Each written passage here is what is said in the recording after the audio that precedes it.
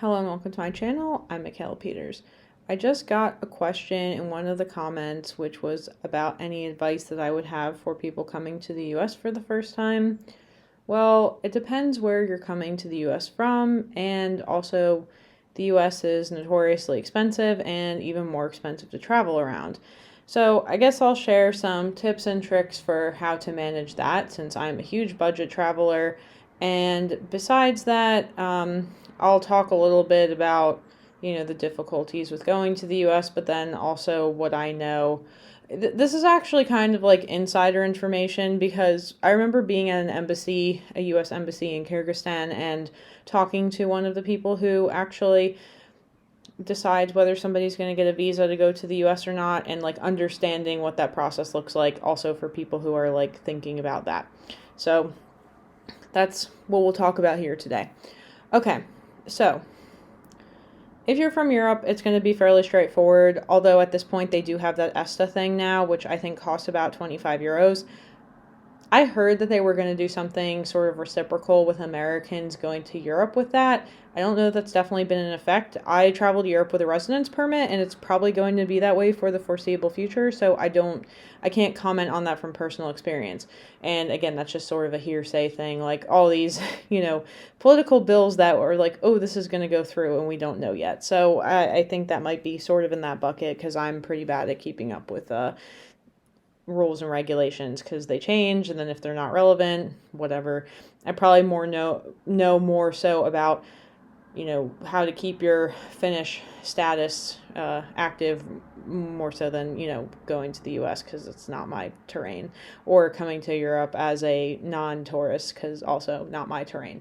Okay, so the ESTA thing is pretty easy. The assumption is that if you're from another developed country, you're not really trying to just like stay in the US. There's sort of a little bit of an assumption with that, but not as strong as if you were coming from a developing country. So, I don't know like where this person is writing from. I can't talk today with this comment. But like what I will tell you is if you want to get approved from a country that's more developing, you have to make a very strong case for why you don't want to stay in the US. Usually the easiest way to do this is by showing that you own property where you live, or that you have a lot of money in the bank. Like you need to give them more reasons to believe that you have nothing to gain by staying in the US, and that you are literally just going for tourism and because you want to see the US. Now, if that's not actually your objective, then you're probably going to have a harder time. And that's sort of the way the system is trained, is that, there are a lot of illegal immigrants in the US, and that's not really something that, people in government are trying to keep making happen, especially with the current, office situation. So, yeah, however you're going to do that is important. I had actually looked into trying to bring a friend from Kyrgyzstan to the US, but it was one of these situations where like he did not have enough money like in his account sort of thing, like to make it compelling for like him going back. And so that's again, like this is really tricky. It's like if you had a house and a mortgage and a wife and kids, and then you were coming to the US just for a little bit, like that's a better case than I am a single dude with no children and I own no property and I'm trying to come to the US. So, these are all the things to keep in mind. Okay, anyway. Another thing I'd heard in speaking to this embassy person was that you really have to have a clear idea of what your plan is. So, like, where are you staying? Who's supporting you? Like, are you supporting yourself? Do you have enough money? Again, this do you have enough money thing is really important, because if you're like, no, well, I don't have enough money, but I'm just going to get a job when I go to the US. Well, if you're coming on a tourist visa, that's not how that works. Like, no, you are not supposed to just go get a job when you go to the US, because then at that point, we don't think you're coming for tourism anymore. So it's just like the dots really have to line up here. Now, okay, there's all of that, and yes, here's another one. Okay, so what's your agenda? Like, because another thing that will happen is somebody comes in, like this has happened in Kyrgyzstan, it's like, well, so what's your plan? I'm going to fly into New York City, and then I'm going to go to Chicago, and then I'm going to go to California. Okay, cool. Well, how are you getting between each of those places? And then they don't know. Are you doing a car rental? Are you going to book flights? Do you know people in each of those locations? Like, really and truly, like, what is your plan? Now, that's all that with like getting into the US. Now, if we're going to talk about what do you do once you're in the US, yes, if you have friends you can stay with who are going to make it so that you do not have to pay more than $100 a night on a hotel, that would be great. The US is not a country that has hostels. There was one I stayed at in Chicago one time. Other than that, I think there might be one in Florida. Like, there are some in some places, but it's not like common. And then even crappy hotels can be like $100 a night.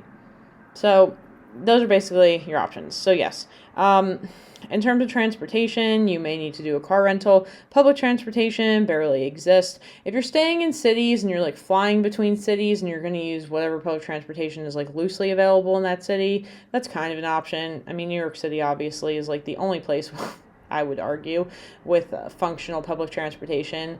Some other places kind of sort of, but not really. Like Texas, barely. I think when I went to San Francisco, it was pretty decent. I did use public transportation in Denver when I was there, and then heard some horror stories later about like people getting robbed at gunpoint. Luckily, that didn't happen to me.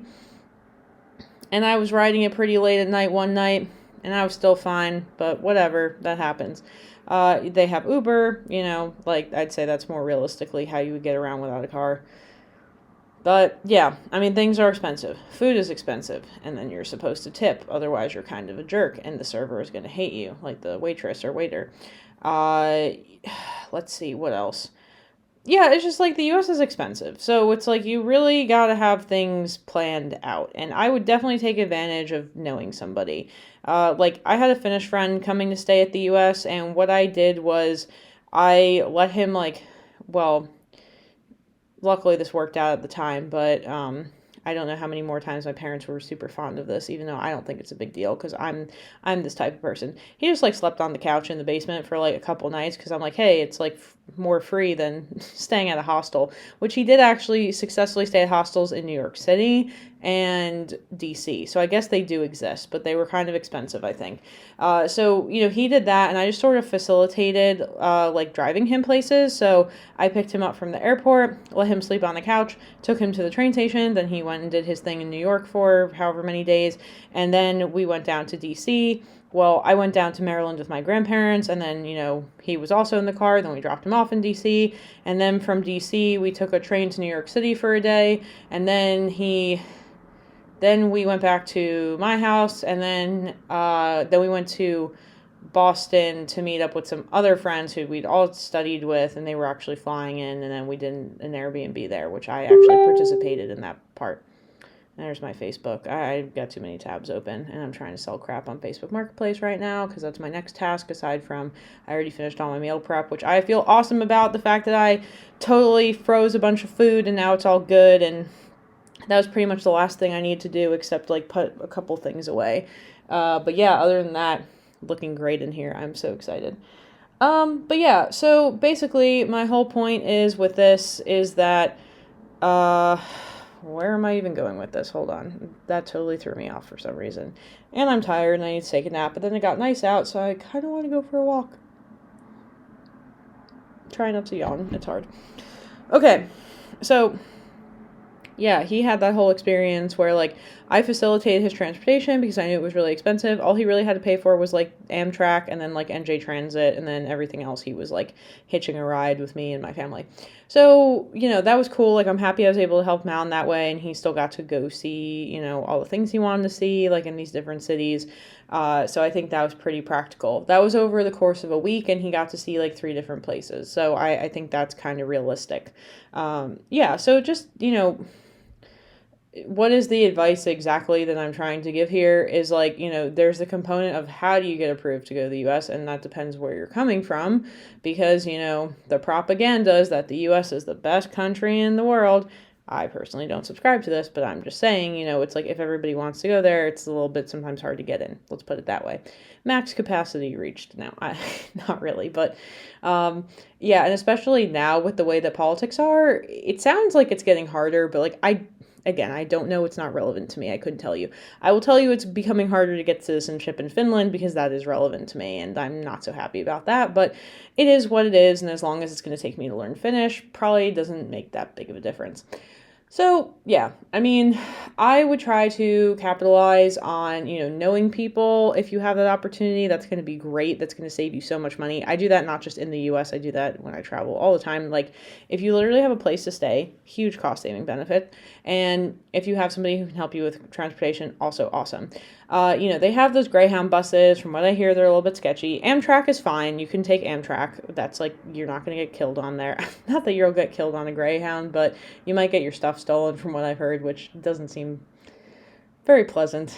Yeah. So, anyway, I think that's everything that I can really think of, and hopefully that information is helpful to at least somebody.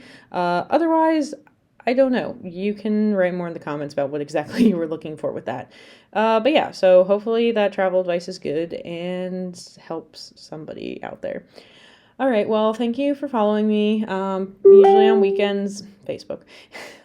Usually on weekends, I try to take a little bit of a break, so we'll see if that's going to happen this weekend. Okay, until my next video, whenever that is, bye.